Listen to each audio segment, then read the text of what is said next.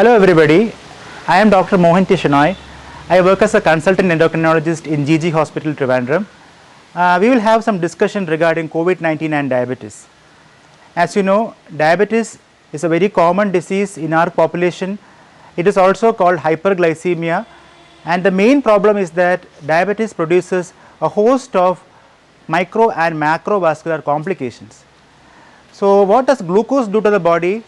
Excessive glucose can contribute to a lot of other pathophysiology. It can include non-alcoholic fatty liver disease, obesity. It can progress to many other complications like retinopathy, nephropathy, then into cardiac issues, then slowly it can even lead into stroke. So it is very difficult to recognize these complications unless we screen these in timely manner. So what does COVID-19 and diabetes got to do? As we know, the world is home to 485 million diabetic population according to the International Diabetes Federation latest diabetes atlas. And what about India? India contributes to at least 1/5 of it, that is nearly 77 million, and we know that diabetes is often ignored because they only test the sugar values, they don't go for the lipids, sometimes blood pressure is not measured, and ultimately what happens is they lead to undetected complications. So the last 1 or 2 years we have found that as COVID-19, a viral disease, is progressing, so too new onset diabetes is also being detected. So what is new onset diabetes to do? So diabetes, as we know, has many shapes and figures. The main issue in diabetes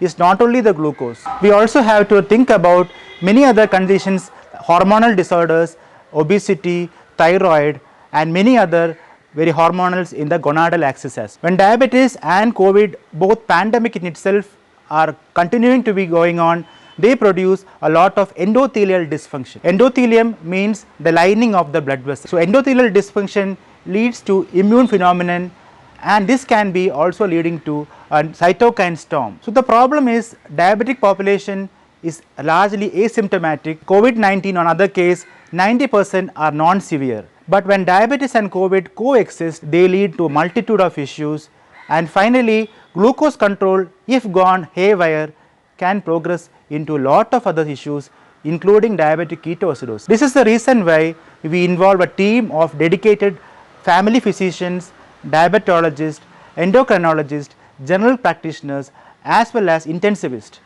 because in the ICU or in the ward or in the home, everywhere you remember that glucose control matters a lot. We know glucose is measured by a glucometer, it is also called glucose meter, and now all the glucose meters are intelligent. As we also know that as technology has also progressed, a lot of screening tools have also come in. There is also a continuous glucose monitoring available. Insulin can also be delivered by pens, pumps, and many other devices. So if you ask me which is the best treatment for diabetes in a COVID context, definitely I will tell the safest one is insulin, because insulin can take care of the needs of the person physiologically as well. Next to insulin, we can take metformin as one of the important markers. A recent publication had come regarding metformin, because this data is from UK data showing that in diabetic population being tried before the lockdown and after the lockdown period, the progress of diabetes and control was very well made out by continuation of metformin therapy itself. So my dear friends, the message here is that COVID-19 poses a lot of problems, hassles, but reach out to your favorite neighborhood endocrinologist, diabetologist. They will know more about diabetes management. Don't go by the hearsay over the internet or over social media. Only believe in authentic information, because we know COVID-19, though is only a virus, it is not just a flu. It can involve lot of other organs, extra pulmonary organs beyond the lung. Ultimately, these can lead into a lot of host of immune dysregulation. The message is very clear. You follow up with a doctor, you take treatment, and adopt telemedicine as well.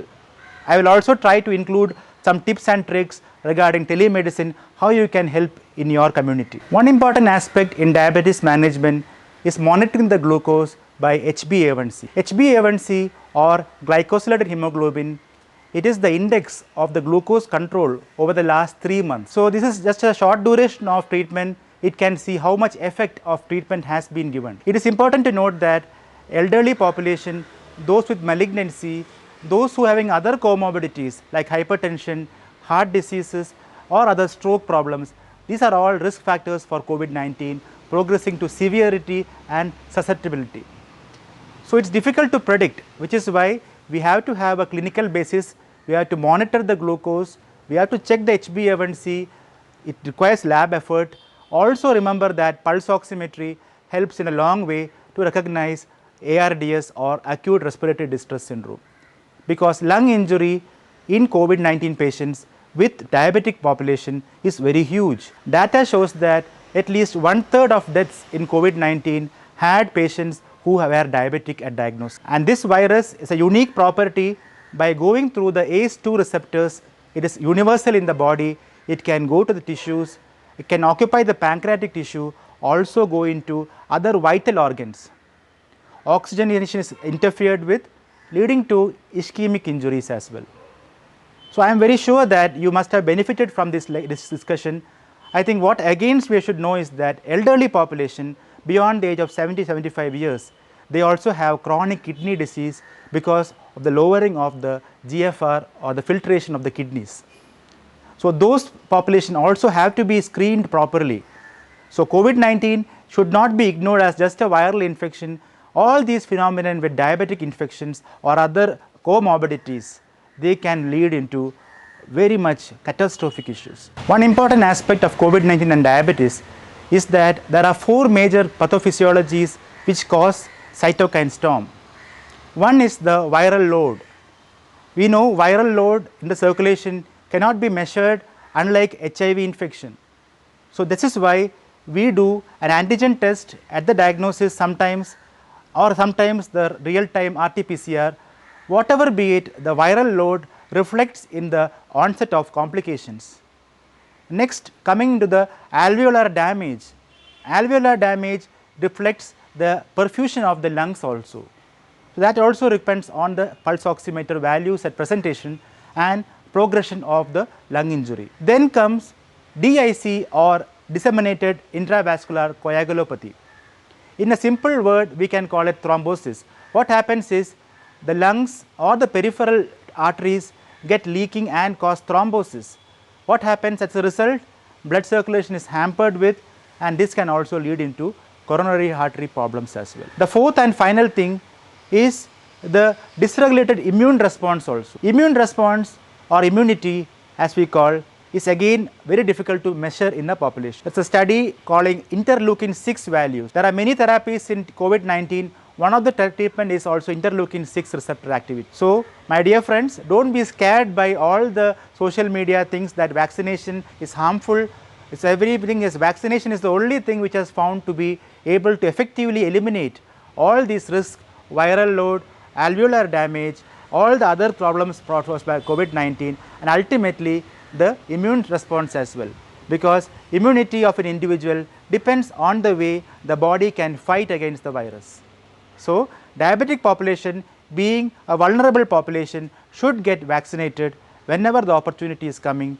As a healthcare worker, we have to reassure all of you out there that diabetes has to be controlled. We have to check fungal infections also. Sometimes we have to give steroids for the viral infection.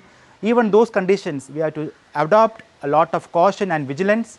Ultimately, vaccination is one of the better ways in which we can help in fighting the disease better. So, again, thank you all for the listening. I will be open to suggestions and feedback very well.